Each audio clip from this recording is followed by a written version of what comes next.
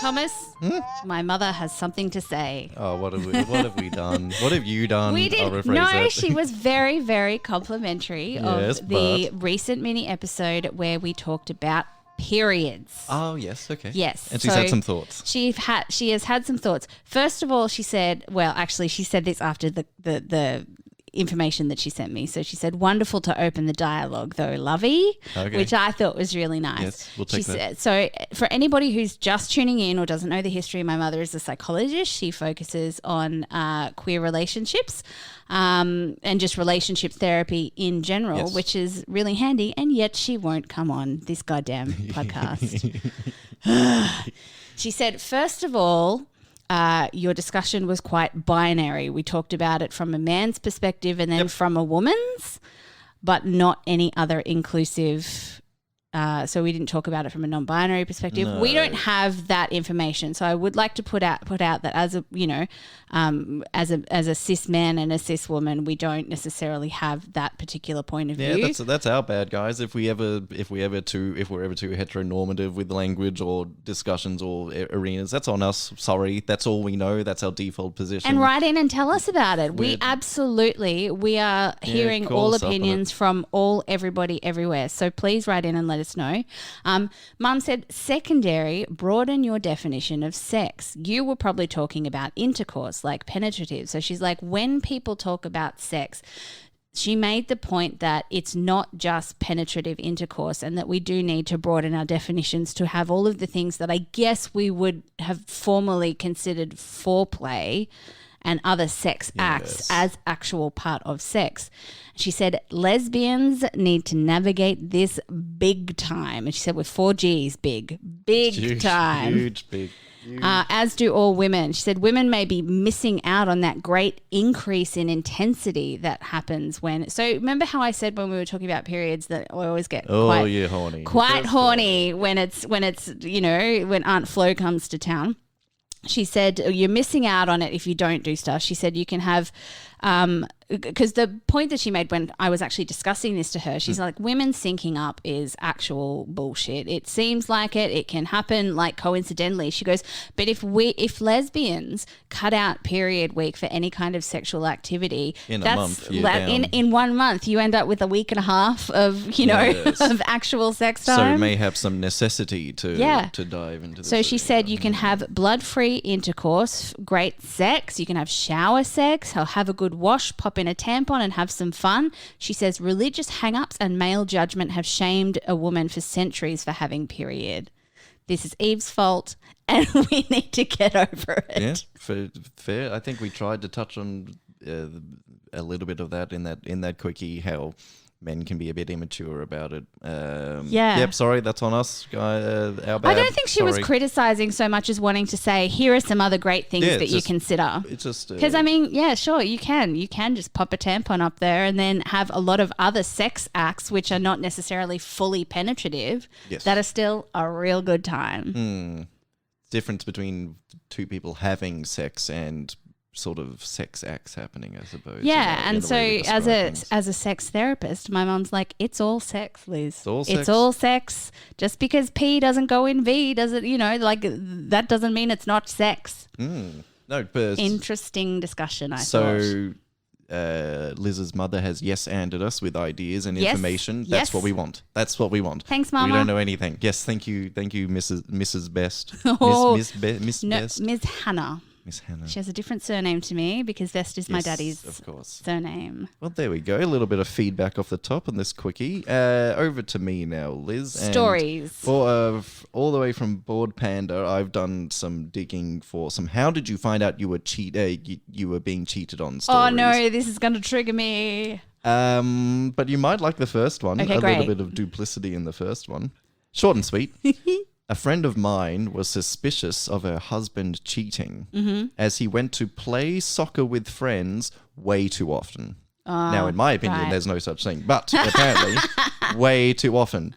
He always came home already showered as he would sweat playing. No. One day, she sewed his soccer socks together And when he came back all showered, she saw the socks were still sewed.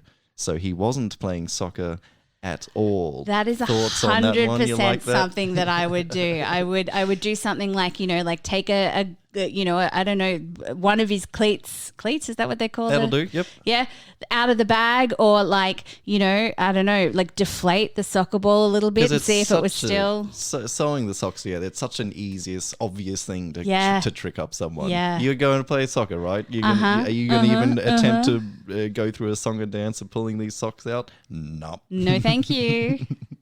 I can blitz into I want more of those. Yes. Have you got one or two more? I do. He broke up with me after 8 years together, seemingly out of nowhere. I look back and see the signs now, of course. He told me I was the cause of his severe depression. I had no clue he was even suffering with mental health issues. In an 8-year relationship, mind. Obviously, I carried a huge amount of guilt knowing I was the reason someone didn't want to be alive and took the breakup really tough. Whoa. Our cell phones were on the same bill and it would get sent in the mail. 3 months after we broke up, I had the thought to check through the calls list. There was a number he was calling at all hours of the day/night, every day. Decided to look back through previous bills from when we were together, and sure enough, same number and same volume of calls as far as 6 months prior to our breakup. Called the number and a woman answered. Confronted him later and he fessed up. I had a very hard time processing the fact that someone I trusted for 8 years would purposely make me feel like I was an awful human when it was actually him all along. Oh, not man. Good. Not very good. Have I ever shared, stop me if you've heard this one, but have I ever shared the worst way that I found out that somebody was cheating on me? And there's been quite a few the mind boggles. Friggin' awful ways.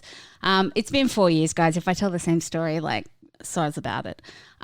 So I heard a rumor that my then boyfriend was cheating on me. This was probably last year of high school or 1 year out of high school. Right. And how does so I was about rumor, 17. What does this rumor sound like? Well, I basically had a friend say, look, I think so-and-so's cheating on you, but you might want to go and talk to him. And I was too scared to talk to him. So I thought I'd go to my best friend's house and be like, oh my God, what do I do? So I go to her house and she answers the door in his T-shirt and he is at her house. I don't think we have heard that little little tale, Liz, because I think I think I felt that ricochet around the whole world as everyone put the pieces together. Yeah. And that sounds fresh to me. I'm sorry, It was his favorite Metallica T-shirt, so I was like, "Oh, that's his." That's what he's. And then there's his car off. Yeah. No, that's horrible. It was bad. Oh, darling. All right, I have some stories of the worst wedding stories that people have heard. God, good. So we were sitting 3 or 4, hold on, this is from BuzzFeed, just so that we're making sure we're quoting sources. We were sitting 3 or 4 rows back when the maid of honor came down and she seemed to be a little flushed. Okay, weddings can be stressful for everybody in the party. And the bride and her father came down the aisle. And as I walked by, I heard her mumbling, I cannot believe it, on my wedding day, my day. And then she didn't hug or kiss his dad at the end of the aisle. In fact, I think she killed him with her laser beam eyes. When she stepped up on the altar, she basically jammed the bouquet into the hands of the maid of honor and gave her the same glare. Well, the groom suddenly started to look anxious and things seemed a little tense for the rest of the wedding, and the feeling slowly crept right to the back of the church. At the reception, the best man clued me into what was going on.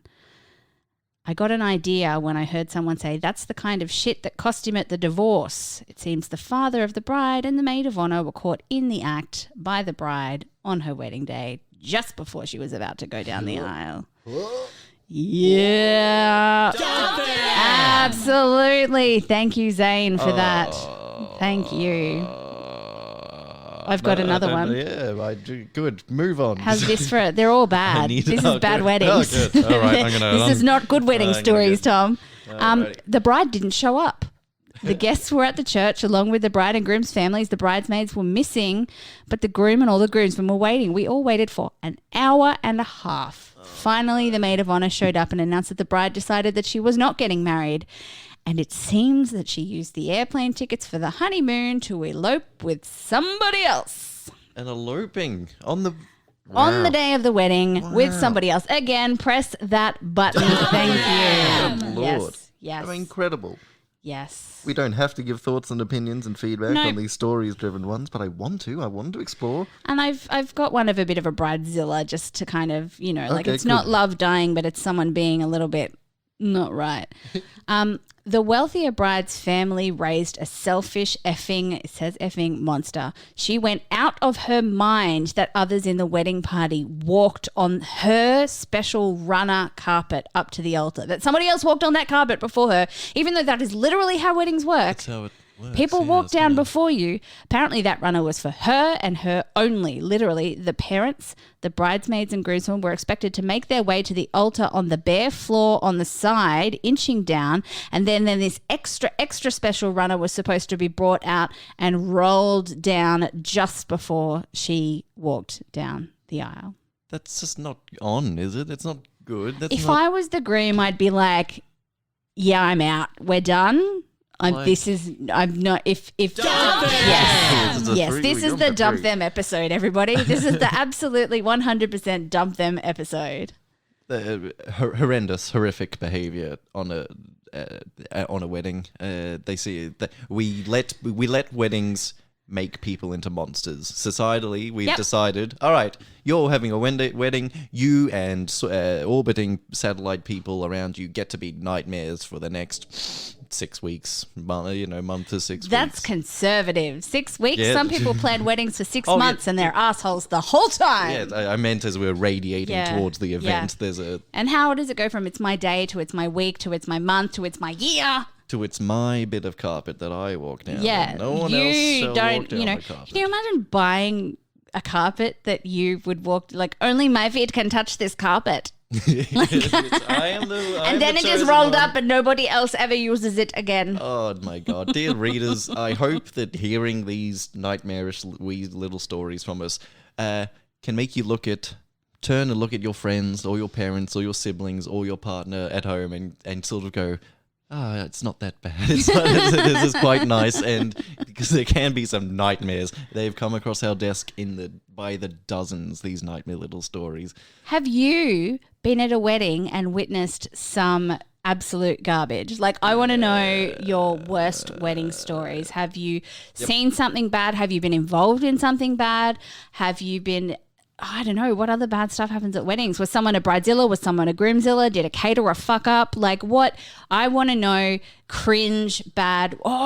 Even the ones where you see like photos of like a mother-in-law standing next to the groom, like being possessive over her son in the wedding photo, like when like, and also she's wearing like something like a wedding dress. Like, has someone ever poured red wine on somebody? Like, I want all of the terrible, shitty wedding stories. And I don't know why that is. There's a weird psychology where we're like, ooh, weddings, they're nice and lovely, but when they go wrong, it's a little bit of a... I kind of love it. I'm sorry, Schadenfreude. It's a bit of a car crash viewing. Yeah. Look, as long as I'm not bridesmaid, because then it's intolerable. I love the downfall wedding stories if they don't happen to any of the weddings that I go to. Exactly. If I'm not there and calamity happens, fine. But if I'm at the event, it's not my wedding or anyone I can particularly... I think the ideal scenario is that if you are at the wedding as a +1, no one there, and everything goes to shit. Like, that's a good time for me. So yes, readers, let us know your little wedding hiccups. Yes, ghostsofboyfriendspast@gmail.com. You can send any thoughts, questions, feedback to us there. Jump on Facebook. We got a little self-running little group, Voice of Girlfriend. It's been a real long week, guys. Ghosts of Boyfriends Past group therapy. Join us there. It's always a good time. Rate and review the show, please. Please do. It's been a little while since we've had reading out of the ratings, but I reckon if we get any 5-star reviews in the next month, why not? We will read them out on air. If we get any 1-star reviews, we will put them on a tote bag like we did last time. Please do not leave us a 1-star review just to get on a tote bag. But in the meantime, give us the messiest wedding stories you've ever heard.